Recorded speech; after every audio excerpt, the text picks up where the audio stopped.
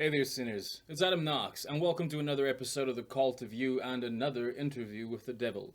The segment where I bring you interviews and conversations with some of the more controversial thinkers in our society, whether they are extreme, advanced thinkers in terms of the possibilities of technology in the mind, or they're more in the extreme occult and magical or alternative way of thinking. Here we explore all of that and more. So if that is something that you find interesting, remember to like, subscribe, and also don't forget to give me some comments, questions, things that you'd like to see in the show. It helps me grow and make this channel something we can all enjoy, as well as making sure that we maintain a high quality of standard in the interviews and in the content that I bring and share with you. So today's guest is a Sangoma, specifically a white Sangoma. A very controversial idea, especially for those that love the subject of gatekeeping in an unhealthy, point of view. Some have, and we learned today about some of those challenges that she had to overcome. From the trickery and the manipulation in the beginning to deceive her on her quest until she broke through that and found her actual true teacher and was able to begin really progressing on her path. She opens up about the actual initiations of the Sangoma. She talks about the muti and the kind of things that they have to go through, the actual real risk of death inside of that process, the kind of charlatans that are out there and what we should be aware of when we're looking at those journeys, kind of looking at the good and the bad kind of sangomas that are in that process, as well as how her own family had to learn to accept her in those different views. We dive a little bit into the spirits, into the culture, into the practices, and some interesting ideas that are in there, as well as her own journey through bipolar disorder, depression, into a space where she finds herself ultimately becoming a healer and overcoming those challenges within her own life. So without any further ado, sit back, relax, and enjoy today's episode. And remember to live deliciously.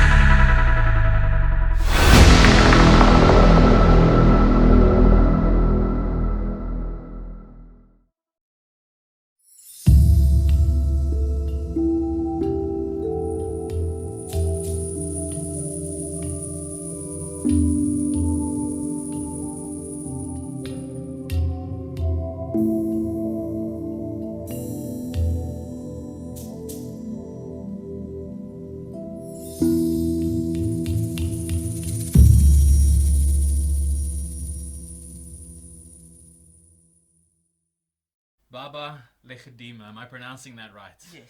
It's an absolute pleasure to sit with you. You and I have been friends for a long time, and now we finally get to have a conversation on the show. Yeah, it's been a process in the making.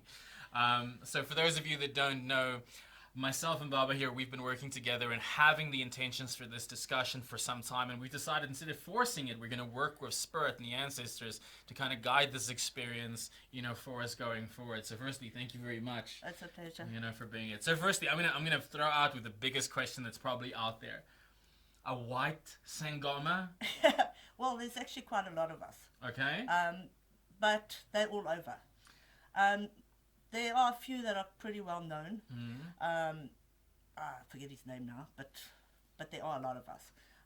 There are also people that come a lot from overseas to come and train. Oh, really? Yeah, okay. They actually come because they have been given this journey and they have to accept it. So, we'll talk about the calling and stuff as we get into it, but one of the first things that I want to ask, because we see this a common across the different occult communities and societies out there, is spiritual gatekeeping. Yeah.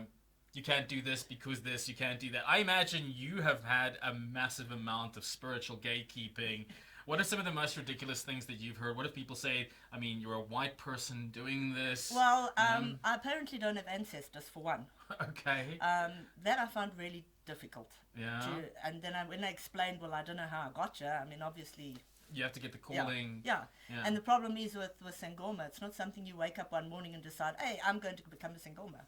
this is a calling only. Mm-hmm. Because if you try and do it, and it doesn't work, you're not going to come out the other side. Okay, so let's kind of step back to that, the calling. You know, how did you actually get onto this path? What was the calling for you? How did that manifest? Okay, we had a friend that was a Sangoma. He came into our house 2018. He had just finished graduating, and I bonded with him totally, and I connected. And he said to me, one day we're going to do something together. And I thought, yeah, okay. 10 years later, he arrived at my door. But also he was lost. He was having problems. So he arrived at my place. I think also, I don't really want to say anything bad about it, okay? Because he was the one that actually got me on the path. Okay. All right. He then lived with me for 2 years. For 8 months he went away. He went to go work in the bush. He came back, and I suddenly got this thing that this is what I have to do. But I mean, I've always been a healer. Okay. I've done the Reiki and everything else. I've been everywhere. I haven't found where I'm supposed to be fitting in. Because you explored a lot of different went to spiritual paths. Methodist Church. Yeah. I went to Christian City, Rhema, you name it, I went there, and I just wasn't happy. Then I went to the Spiritualist Church. And the one day the guy said to me, listen, by the way, why am I giving you messages? You're supposed to be giving them to me. And I thought, really? Yeah. It was foreign to me. Although not spirituality so much, because I was seeing spirit from the time I was 12. Okay.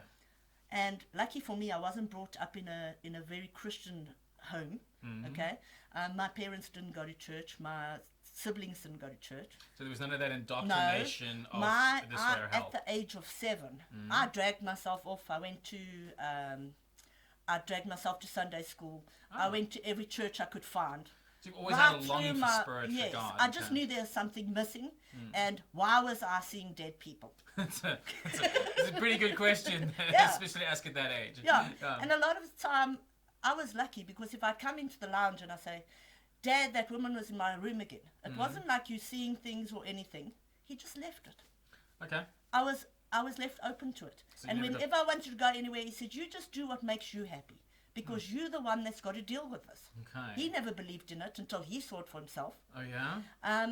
And still then, he brushed it off lightly and everything. Imagination. But, or something. yeah, he was very open-minded. 3 weeks before he passed, he said to me, you going to church tonight? He didn't ever ask me what church I'm going to. Yeah? And I said, yes, and that was it. Okay. And I got to church, and they said, tell him everything's going to be fine. I said, oh, shit. How am I going to pass this message on? Yeah. So I walked in the front door that morning, because my dad was dying. He had cancer. His body was riddled with cancer. He had it for 8 years. And he was already paralyzed and everything. I was leaving for Spain the following week. Okay. And if I cancelled my trip, he would have been upset. So he said to me, I'll tell you what. So as I walked in, he said, so what did they say?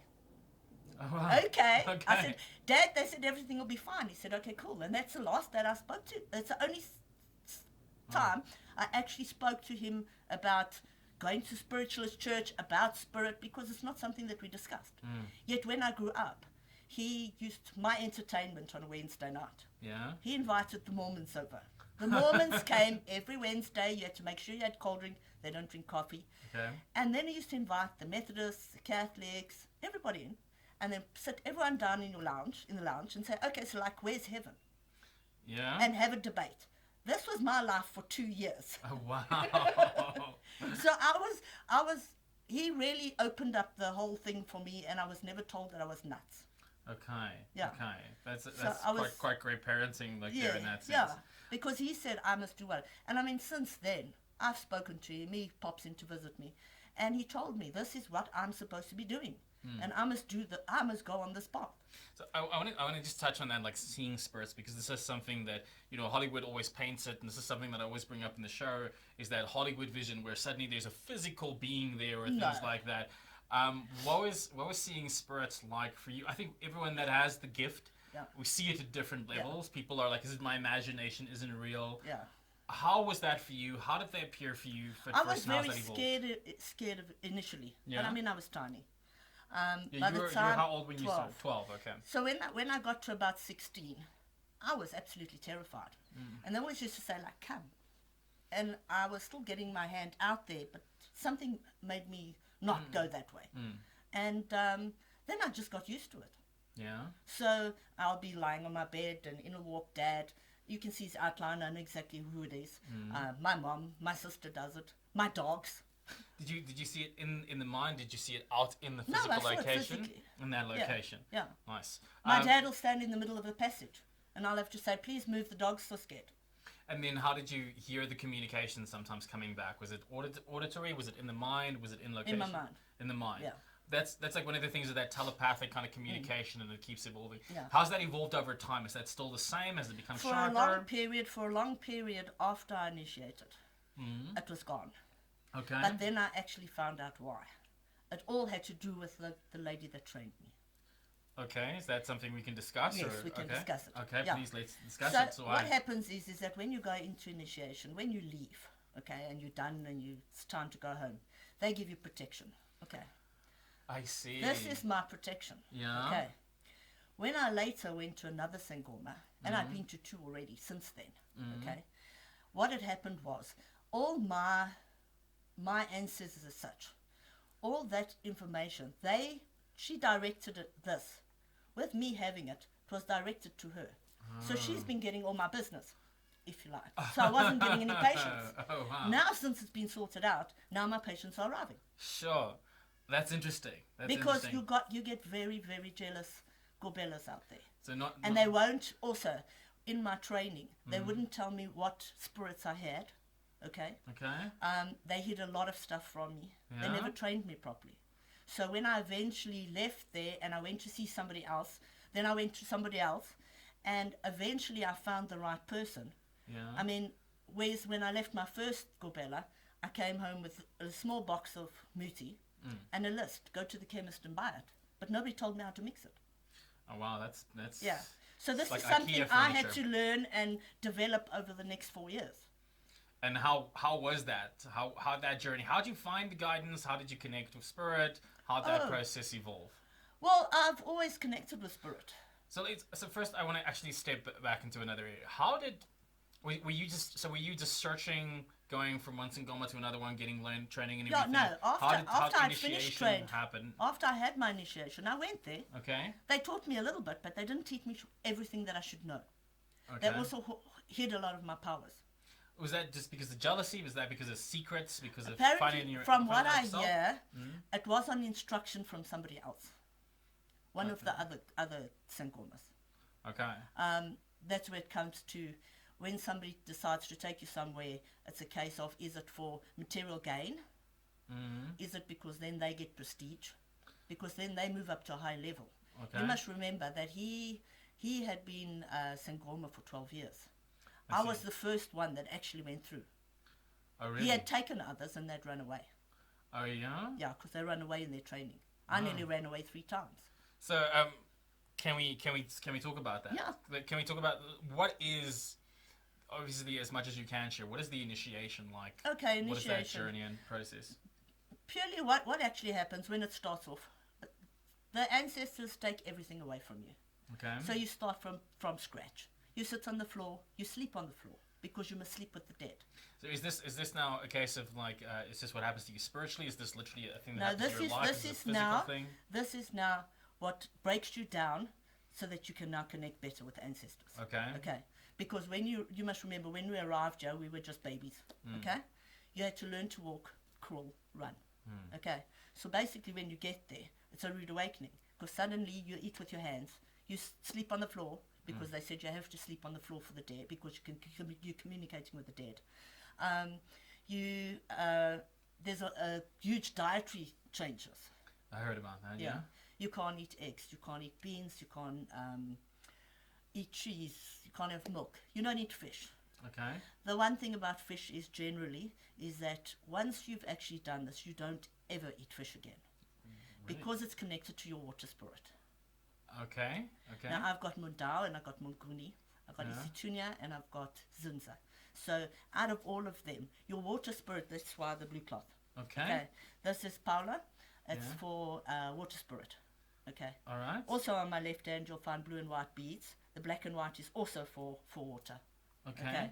So because of water spirit, I Yeah. used to fly fish and everything. I'm not allowed to fly fish anymore because what if I'm catching my water spirit? I see. I And see. you don't eat fish because of that. Okay. So, sorry, I mean, I want to keep staying on the topic for it, Yeah. but I'm going to keep throwing questions out there because I'm very curious.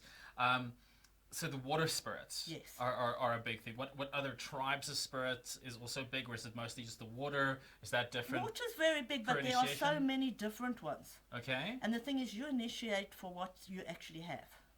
Oh, so it's very Yes. specific to the Yes. individual. Yes. It's not like a hierarchical process. My Twasa, for instance, Gogotsepo, she only prophesies with the Bible.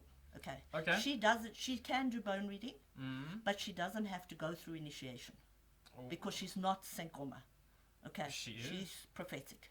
Okay. Okay. So not everybody goes through it. You get some people that actually they will go through initiation on their own. Okay. Okay. I don't know many people that have done it, but I do know that there are some where the ancestors will initiate you themselves. Okay. Okay, but obviously you don't go through what I did.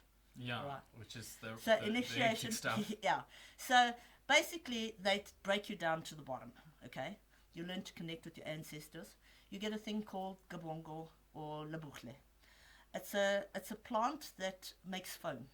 Okay. So they put it into a bowl Yeah. and you make foam out of it. So you've got a specific stick and you spin it, and it makes foam. This you drink 6 o'clock in the morning and 6 o'clock at night. This Okay. helps you to connect. It also helps you to dream. All right. The big focus is also on dreaming. So the first thing when you wake up in the morning, you go to your gabella, you tell them what you dreamt about because they can interpret your dreams. Okay, so Okay. it's a like You light learn to- psychoactive. yeah. Okay. Yeah. So because you have to dream, Mm. because then you can see how far that person is or what's actually happening in their life, Mm. or what their abilities are. Which is kind of, it makes a lot of sense. Even if you look at a lot of the other shamanic tribes in different parts of the world, there's always the deeta, especially the Yeah. calling that tends to come, which is usually a personal deep one, fix the dream. Sometimes the seeker becomes sick or things start breaking out in their life as a preparation towards this, almost like a clearing out of Yeah. all the other stuff, and all those other paths stop working for them, Yeah. and then they go into this. Yeah. And then there's the dieta, which is the eating of certain plants and diets in order to almost prepare the body. Yeah. And then it's the slow kind of introduction of the altered chemical, the path of nature Yeah. to go into towards the death that kind of comes in. Yeah. So please continue. And the other thing that they do is that we have to purge. So Yeah. we purge every 2 weeks, generally on a Saturday morning. Okay. You get your 5-litre bucket with your muti in, Yeah. or whatever you're putting in it, Yeah. and you vomit. So it's just So you're it's- cleaning out your system so that there's room. Yeah. Yeah. I don't even want to ask what's inside of that bucket. Like what's the muti that kind of goes into No, that? you get all different ones. You get one specifically. You can also use shiwasha, Okay. which is like salt water, actually. All right. We got another one called vumumshlope, which you can put in there as well. All right. Vumumshlope they also use for dreaming. So a lot of the people overseas, Mm. they'll pay a whack for a piece like this. Yeah. It's very cheap in South Africa, Okay. so obviously it comes from here. And they will grind it down into a powder and they put it in tea form, and it helps them dream as well. Oh, interesting. It also helps you to. It's also for protection. We got a lot of muti that has got a lot of different uses. Mm. So it could be protection and it could be healing. Yeah, it just depends on what the situation is. I'm going to dive into muti soon, but let's continue on this. And so, you're going through the purge, and then what happens next towards the initiation process? So what happens is we normally see patients. Okay. Okay. I did see a lot of patients while I was there. My ancestors also work very differently because I don't read everything in the bones. I just, because I'm prophetic as well. So if somebody says anything, I can answer them. Sometimes I don't even remember what I've actually been talking about. And yeah, that's just how my ancestors work. And If they want to show me something in the bones, they will. Otherwise, they will actually just tell me. Okay. But you tend to kind of go into the trance, because obviously as you practice more and more, you get more used to it. Yeah. The purification or the purging kind of helps with that. Yes, it is does. Is a physical and emotional purge, I take it, in order to Yes. kind of get rid of everything. Yeah. But I mean, is there a process around it? It's kind of like you just chunk it down. Is it, No, ceremonially you got to preparing? no, you pulling got to in? prepare and say, okay, this is to pray over everything that you do anyway. Okay. I mean, you don't want to go and And then in that prayer, is there, I mean, we know we talk about the ancestors, we've spoken about the water spirits. Do different mutis also have like different spirit groups that govern over them? No. Or is it not? No. How does That's that... like universal. Okay, all right. So I understand. Okay, so then you started seeing and helping other people. Yes. The kind of herbs that you were taking then, at what point did this kind of become a little bit scary? Or what was that process that kind of differentiates, that brings you from the one to the other stage? I think if you're going to go onto this journey, and this is what you've got to do, okay, and people normally get terrified if they're going to go into Twasa, okay. If they know they're going to Lefetlo, they freak out. Okay. Right. Lefetlo, what does that mean? Lefetlo is called it's training. Okay. There's another word for it. Sorry, I don't know all the lingo. So what happens is that what people need to understand is, because this is only a calling, you can't just wake up and say, hey, today I'm going to be a Sangoma. It's not like going to It Burning doesn't Man work and like dropping that, acid. yeah. Or deciding I'm going to become a Methodist. It doesn't work like that. You have to have the calling. If somebody sends you into that training, and that Gobela hasn't made a plan to make sure that you are actually, it's a valid reason that you are there. Yeah. Okay. Then it's neglect. Because you're going into the situation knowing that you could not make it out on the other side. It has many people very have gone and they have died. Okay. But you've got to be very clear in your mind, and I think that's where during training you always got that at the back of your mind. Okay. The oddest thing is that when it actually happens and you have to go and partake in that initiation, you don't even know you're doing it. Yeah. I don't remember anything. I remember afterwards, but the actual eating the meat and all of this stuff, I remember the vomiting afterwards, because you have to. If you don't, you will die. And yeah, it's like just one of those intense experiences. Yeah, it's very intense. So I want to unpack that just a little bit in certain kind of aspects, because I mean, one of the things a lot of people don't realize is that this there are many traditions still around the world today where that's almost like this near-death kind of experience that happens as a result of it. There's many other forms of initiations. There's many types. Each tradition has their own. Not all of them are this extreme. In fact, this is the poison path. There's going to be a couple of nice episodes coming up discussing the poison herbs and its kind of practices and things like that. So do keep an eye out for that. But one of the things that I'm interested in, when I went through my initiations, and my traditions have been very different, but they were also death-like initiations. And when I went through it, what you are your consciousness is shifted. There's a very distinct version of reality that you were in before that, and a very distinct one when you're in afterwards. What were some of the key differences or key changes that you experienced in yourself before and after this process? Well, before I already suffered from bipolar. Okay. And that's a terrible thing for me. I tried to commit suicide, and for 10 years in a row. Didn't work. Nobody wanted me, heaven or hell. And but they kept sending people to talk to you. They kept sending me back and saying, your job's not done. Okay. So when I went into this whole experience, I had a major shift. Even during Lefetlo, I got very depressed. I had terrible arguments with my Gobela. I packed my bags 3 times, said I'm leaving. And the worst thing you can actually do is actually leave in the middle of training, because ancestors will take you out then. Because now you've accepted the calling, and now you're going to just run away. They will take you out. Yes. And luckily for me, the Gobela had a awesome niece, and she was actually the one that was training me on the quiet. Nobody knew about it because she was also told not to train me. All right. So basically, I was there as the cash cow. They wanted the money for not giving me the training, but she was training me. She managed to keep me there. Once I'd finished my initiation and everything, I actually brought her back to my place for 6 months, and she lived with me. All right. And she taught me a hell of a lot that I needed to know. She also took me to my new Gobela, which was great. Oh, yeah? Yeah. So, but since I have initiated, I don't have those lows.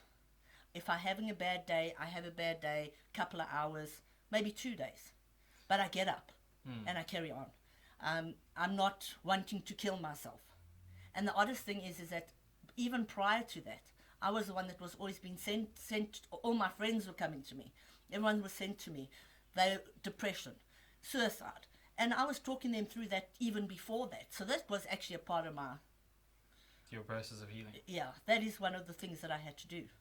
And overcoming that inside of yourself and getting to the other stage. Yes. How did that affect the clientele? Do you start getting more or less of these people? No, you get more of them, but you also get you get them in sections. Okay. So today the menu for this week is suicide. Okay. And on Monday next week it'll be something else. So I mean, like in that sense, when they come to you, I feel like we're jumping all over the place, but it's such interesting conversation. When they come to you and they're sitting, somebody comes to you for a consultation, you do a reading, and you prescribe muti. What's that look like? Because it seems like it's also a lot of kind of therapy, No, it's counseling. a lot. It's a lot of counseling. Okay. Psychological. Not everybody that comes to you needs muti. All right. Others just coming to you and you have to tell them they have to go train because they're trying to run away. Okay. But also, you don't ever take their first person you go to. You don't take their word for it. Go around. Go check with other people. Check that nobody's ripping you off, because there's a lot of them that do. So let's talk about that quickly. There's, we're in South Africa, so on every street corner there used to be like a little pamphlet about this makes your penis bigger, bring back lost lover, have lots of money, call doctor. It sounds like a cheap Right. Illuminati scam. Right. Those people. Yes, Okay. let's hit that one. First thing I can tell you is, a Sangoma cannot make your penis larger. Then I suggest you go to the bedroom, sort yourself out. It will be bigger anyway. Yeah. Okay.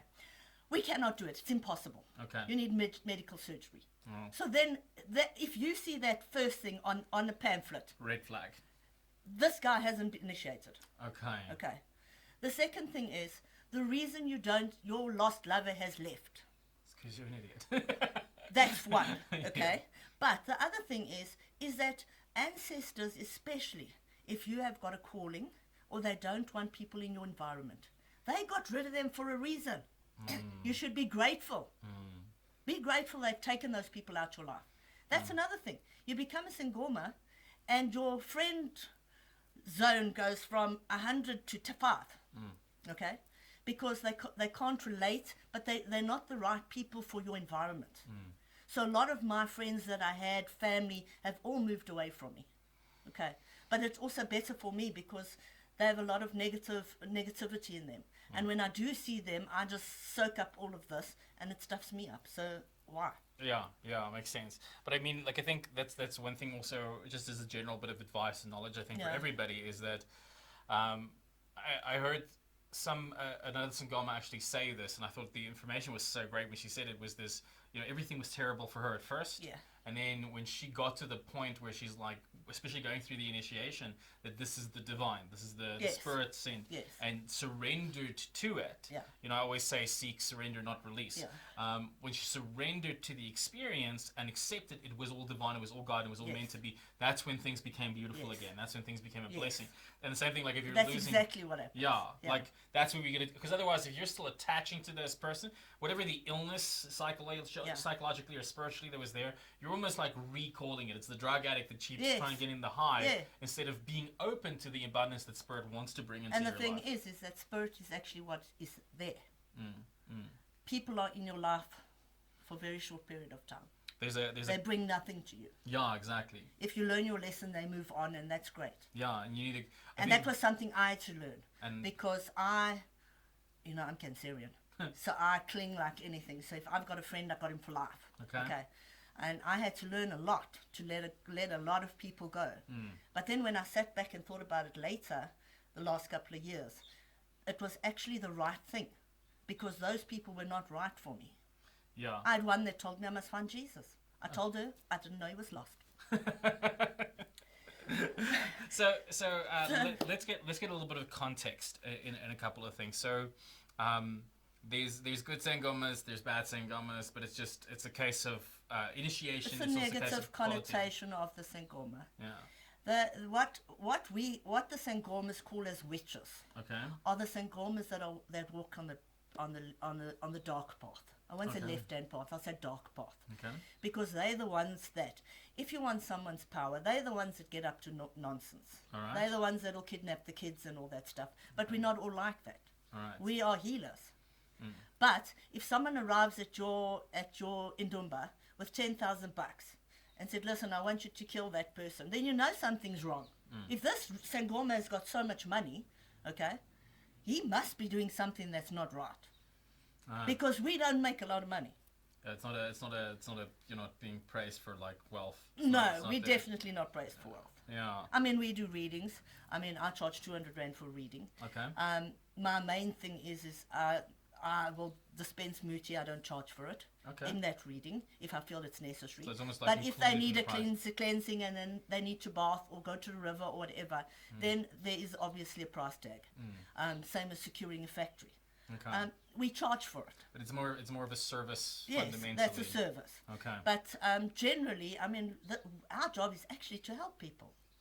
It's not for So what is get rich quick. what's some of the telltale signs besides the ad that says make penis bigger, find lost lover? I can help someone improve their luck. Okay. Why would I give someone the lotto numbers if I wouldn't use them myself? Good point. Good point. Because that's not right. Yeah. As far as ancestors are concerned, quick wealth, as fast as you acquire it, it's going to go. Okay. So rather not have it at all. So what would the ancestors rather do if you came searching for wealth inside of yourself? Yeah, well, we can help you improve your luck. You can use muti to help you. It makes you dignified. Muti, we give you baths. You can have a bath. You can go for a job. You're more presentable to the person that you're going to interview with. Okay. And muti is predominantly just herbs, oils, ointments. Yes. Does that come with a ritual to empower them? We normally pray over it. Okay. Or if they have a bath, we'll pray over the bath. Generally, we pray over everything that leaves there. And that prayer system, what is that like? Is it just I'm just saying some positive words? Is it I'm specifically speaking to God? I'm specifically calling in the ancestors? I speak to God and the ancestors. Okay. I address both. All right. So I will address the one and then I'll address the other. And then is that just words? Is there visualizations that go with No, that? not at all. Not at all. No. So it's there's no imagining the energy. There's just the words. Yes. Is there a feeling? Because Is you've there- already got that feeling. Okay. You've got this healing power, so that you must hand it over. I So see. you put the healing into the muti. You tell the muti it must do what it's intended to do. Okay. And you physically feel that. Yes. You physically feel Yes. that energy. When do you become aware of that energy in the first place? Does that happen as a result of initiation?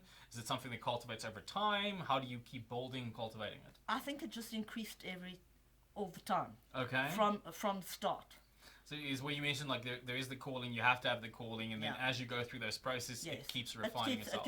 Well, that's it. It's a learning process. So- I've only been in the industry for 5 years. Okay. Okay, as such. I've been in Sangoma for 4 years in August. Okay. But it definitely improves with time. Your bone reading improves with time. Your communication improves with time. Naturally, like as Yeah. all things. Yeah. So in terms of that, if you look at lots of different orders and different spiritual traditions, there's sometimes a hierarchy or stages of initiation, or there's different side degrees or different groups.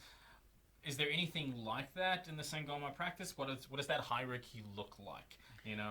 Firstly. Yeah. Well, the main thing is once you become Sangoma and you start training, you move one up. Okay. You become a Gobela. All right. That means you can now train people. Okay. You've got all the different divisions, but just like your prophetic, some of them not everybody has to go through that initiation. Okay. So they will train with someone, they will get whatever they need to go, and off they go. But now with me being in Sangoma, for instance, I can now I can give you doctor's notes Okay. because I'm registered with the health department. Oh, interesting. So They're the traditional healers of South as Africa. the traditional healers of South Africa, I can now issue doctor's notes and say, right, this guy's come to see me. I don't need to disclose what's wrong with him, and that it has to be accepted. Okay. So that's about the only. You don't get higher than. Can you me and Kobela. give me a day off at work if I need Yes, it? sure. Nice. That's great. Okay. So I mean, it's Sangoma, Kobela, and what else is in the hierarchy? Nothing. Is that pretty much Yeah, that's about it. it? Okay. And then initiations, is there only the primary initiation? Is there other initiations? Well, basically, you have a bath. They bath you with muti. Mm-hmm. In the interim, you'll do different things. But the main thing is that working towards your initiation. Okay. The rest of the time, you get up at 3, you get up at 6. Okay. 6:03, 6:12. That's your praying time. But is there just that one initiation, or are there multiple No, it's only initiations? one. Only one Yes. initiation. But it's a 3-day initiation. Okay. It starts Friday and ends Sunday. All right. And that's not vegan friendly, is it? No. Not for me. They So- gave my husband the goat stomach.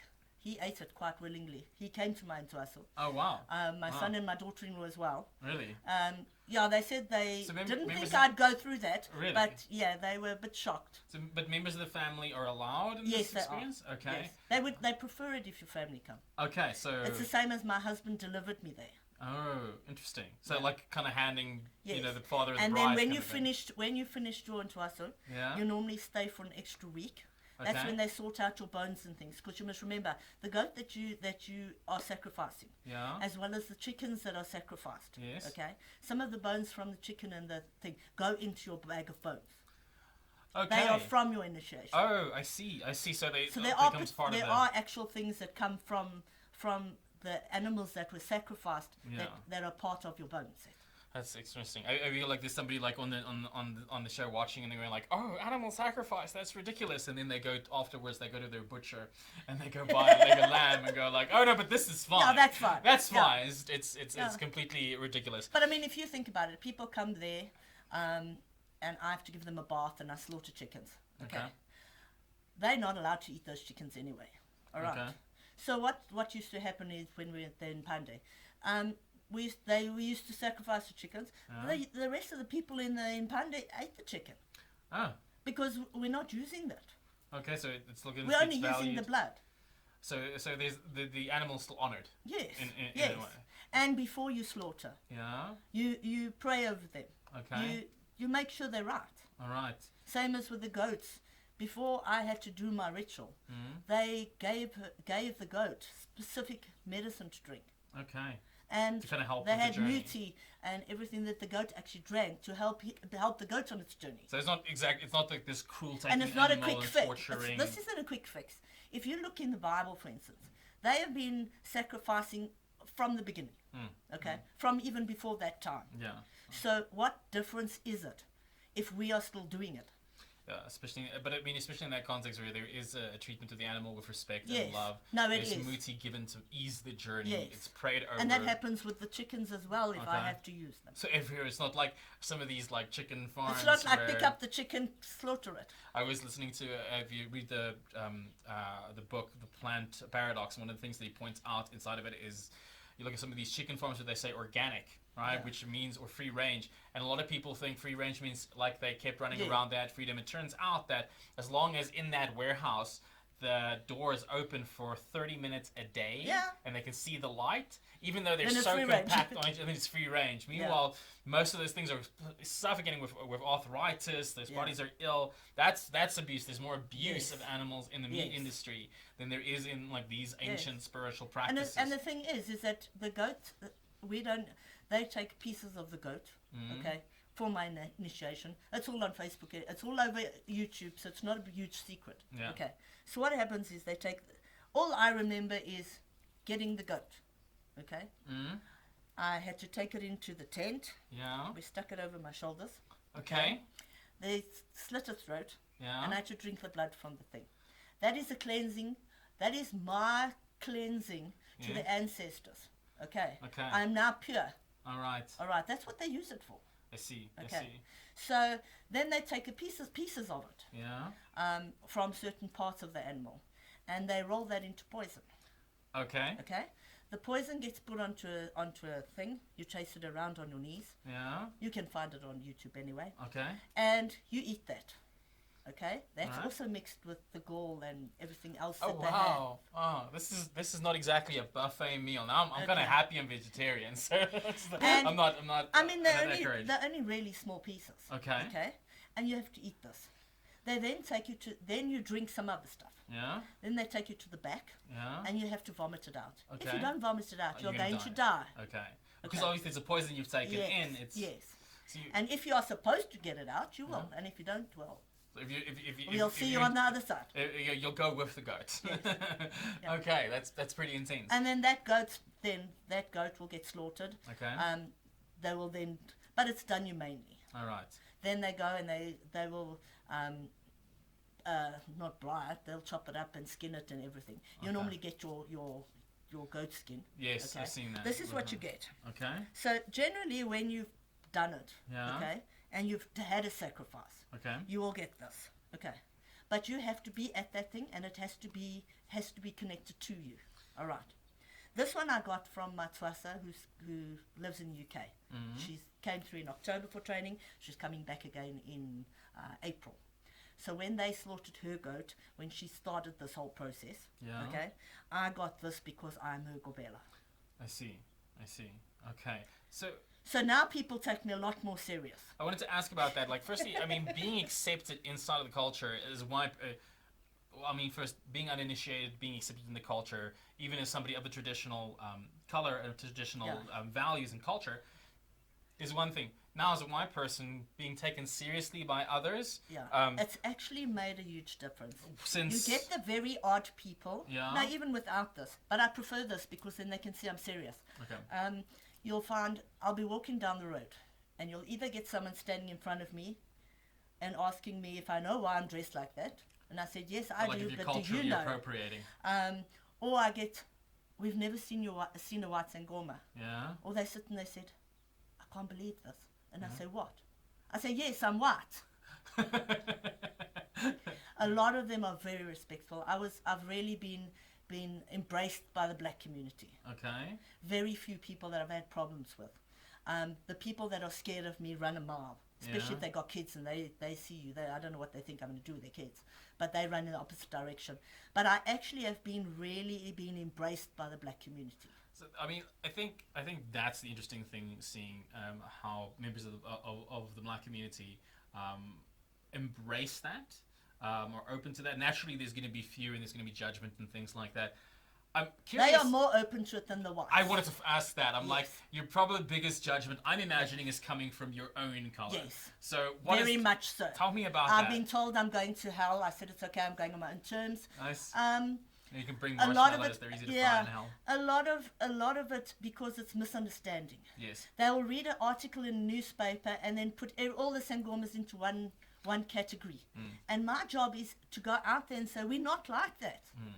You get good and bad in all different Every colors. tradition. Yeah, and Okay. tradition. And I tell you something, the biggest hypocrites I found were the Christians. And I mean, I don't like to say that, but it's true. I found more religious, proper Christian people in the black community than I ever found in the white. Interesting. They have so much more faith. And Yeah. I think that's also got a lot to do with the Sangoma business. Okay. If someone comes to you, if my faith is bigger than yours, okay, who's going to actually win? Yeah. If you're going to go for your driver's license and decide I don't have any faith, I'm not going to pass it. You're not going to pass it. But if you go through there and say, listen, I'm going to try my best, you've got a better chance of going through. Yeah. But I've had people interrogate me. It started with somebody that we know. I'm not going to mention names, and she said to me that she believes I put albinos in my muti, and I said, pardon? She said, yeah. I said, well, I don't know where you get your information from. Do you know a Sangoma? She said, no. I said, so what makes you think this? And by the end of the night, it was, I also know that you're going to go to heaven. I said, really? So now what makes you think you can judge me? She said, no, because I know you. I said, no, it doesn't work like that. Then we went through the whole thing about reading Bible verses and whose translation is actually correct. By the end of the whole story, she said to me, stomach ailment. Can you please give me something for my stomach? So I said, no, it's got albino in it. That's great. That is great. I love that.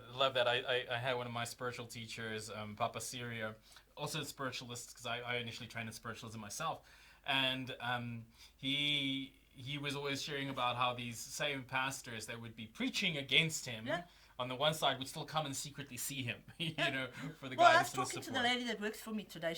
I've known her for 28 years. She's been with me for 18. Okay. And I was talking to her this morning, and she says, yeah, you know what's happening? She says, all those people that have got so much to say, they're visiting the Sangomas at night. It's true. It's true. And It's they do. That double-edged kind of Yes. sword. It's pretty sad. Now, we'll try and cover both bases, but we're gonna tell you that you're wrong all from the beginning. Yeah. I mean, we're all on our own path. We're all all wanna see in trying front. we're not doing harm to others, okay? We're trying to help. And that goes for the whole occult community. I haven't come across anybody, I come across very few that are actually going, why can't people just leave them alone and just say, listen guys, you got your beliefs, go for it. But if you don't understand, ask. Yeah. And that's my biggest hiccup. Because it's all like, but this, because they heard from so-and-so, so-and-so, so-and-so, but they don't actually come to me, to my face and say, what is it involved? I've had one friend who I actually sent questionnaires out to my friends and family. And she said to me she was really concerned about me. She loves me for who I am. She says, but she's really worried because the person that took me was a lost soul. And the person that I went to was there for monetary gain. And she was spot on. Okay?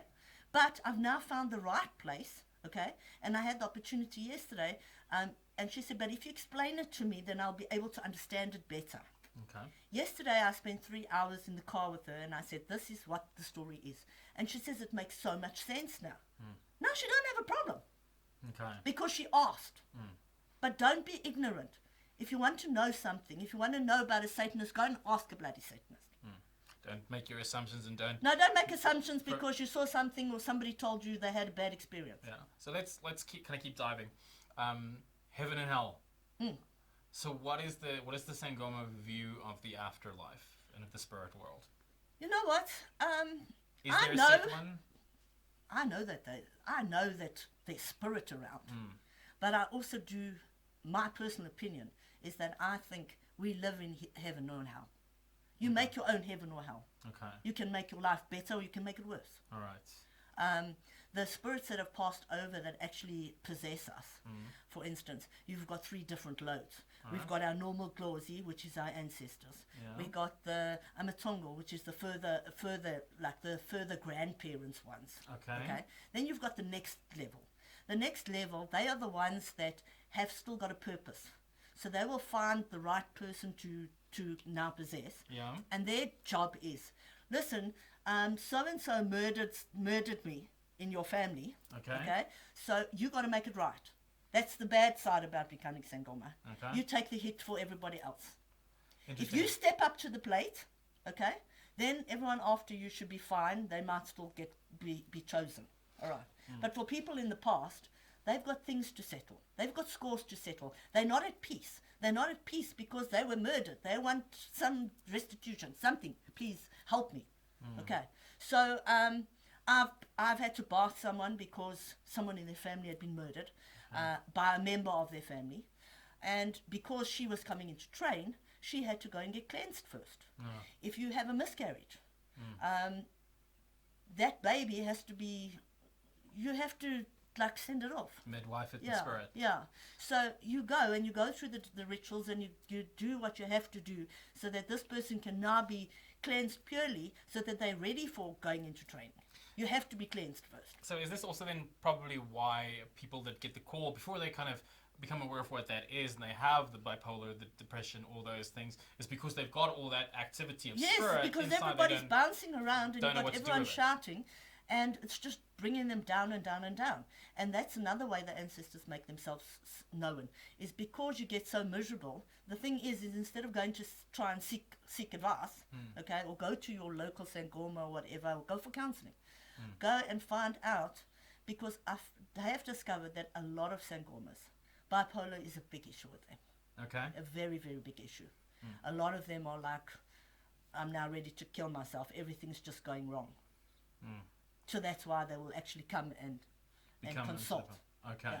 So is it almost like a desperate edge of their Yes. life, normal Yeah. psychiatry and normal They can't hold medicine down isn't jobs. working? They can't hold down jobs. Okay. Their girlfriends keep leaving. That type of thing. They also have very basic needs. Okay. So what is the ritual practices kind of look like? What are the most common like ritual tools, implements, if there are any? What is the ritual or the magical practice side of the Sangoma? Okay, we look like? have- Tell me about that a bit. The main things that we use is our bones, okay? Okay. And this Then- is for divination. Yes, for divination. Then we have a shawbow. This is my shawbow. Oops. This is my shawbow. Okay. This is something that we get when we learn to gita. You learn to gita when you're training as well. Learn You're to- dancing to get into Learn to trance. Gita. Oh, okay. Yeah, you dance to get into trance. All right. Okay. This is basically what we use to dance. Okay. We've also got another one, but I can't find it. It's just a wooden stick. A lot of people have got different ones, okay, which they use. The other job for this is for when we're cleansing. Okay. We'll use this, dip it in the thing and spray Oh, I see. wherever. I see. Okay. I see. So this is the other job. But Okay. I actually got two. I use one for cleansing and this is Naturally. my actual Yeah. Keep this main one clean yes, for. this one's clean. Then I have my leary. My leary is a cross. You also get all different sizes. Okay. Okay. So when you're doing baths, for instance. When you're doing baths, for instance, I will use my shawba first. Yeah. I will talk to my ancestors with regards to what's happening in the bath. Okay. I will then take my cross and I will speak to God. Okay. So, just out of that curiosity, is the utilization of the speaking to God common for all Sangomas, or does every Sangoma basically have their own spiritual hierarchy or thing that they can devote No, to? not from what I can say, what I can Okay. tell. So, Everybody that I've spoken to and I've dealt with, they've all, for instance, in your Ndumba, you have always got a Bible. It's one of the things that is the interesting. standard. Interesting. Yeah, Yeah. there's always a Bible in it. Not everybody uses it, but there is one. Okay. Okay. Yeah. And we always speak to God. So if we go through to, I don't know, it's just the way I also, if I will speak to my ancestors, then I'll speak to God. Be Interesting. two separate things. I'll say the Lord's Prayer and, Okay. yeah, So there can be a Christian influence. very much so. But can there be practitioners that are completely left-hand in Yes, their magic? They don't yes. necessarily talk to God. They No. talk purely to the devil. Is Yes. that also a thing? Yeah, I would imagine so. Okay. Yeah, that makes a lot of sense. All right. Then, so there's no set definition of what happens in the afterlife, or is that defined by every individual themselves? I think it's defined by everybody themselves. I also, because I didn't have that Christian upbringing, and I'd gone through all those different things, different churches, whatever, I've just tried to take everything that was good and apply it to my life. Okay. That's how I live my life. All right. But it's predominantly just a working closely with the ancestors, Yes. and they're very much like spiritualists in the sense of working with them Yes. and offering the muti. How do you gain the knowledge of the muti in the first place? The muti you normally get trained with, Okay. when you're there. So it's like an oral tradition, or do you get a book? Of We were correspondence? supposed to go to the bush. We went once. It didn't Yeah. happen. Okay. Since then, I now just go to my local muti shop, Yeah. which is in Diagonal Street, Okay. and I get what I need. I know what I need. Yeah. I know what I need to use for everything because of my list I got. Okay. But not only that, my new Gobela Dumapanzi, she's amazing. She actually, I went to see her and her father had to pray for me. Okay. So I only met her once. And off we went in the car, went to go and meet her dad. And he was in the bush and he was praying and he came out and said, you got to go back to your Ndumba and give her everything that's in it. So the next day we got there and she started packing muti. And I came home with 3 boxes of muti like this, which some of it I don't even know how to use as yet, but Okay. I will when it gets there. So if I run into a problem and I know that listen, this person's going to have a stroke or this is what's wrong with them, I just have to give her a call and she'll say, okay, this is how you administer it. Okay. So it's still that So kind I've of still, direction. I've still got, she's still like my training. She's still my you start trainer. to work with another living Yes, human being. You yes. can't just go online and go Google all No, those usages no. because obviously they're specific. Yes. Interesting. Do you ever doubt yourself in the practice? I No? used to, but no longer. What was the Right at the differentiating beginning, factor? because of my the lack of training. Okay. Yeah. And then once that kind of become formalized, Yes. that's when. Yes. So now I know if something's wrong, if someone's in front of me and I know what I need to do, I just put my hands in the cupboard. I know exactly what I'm doing. Nice. Well, what's your kind of advice for somebody that might be there, and this is a path that they're very sincerely interested in, given the experiences that you've had by being introduced initially by some of the wrong elements first before you could find. Although it was the best idea, yeah, because they got me to where I was supposed to be. Yes. So for that, I'll always be grateful. Okay.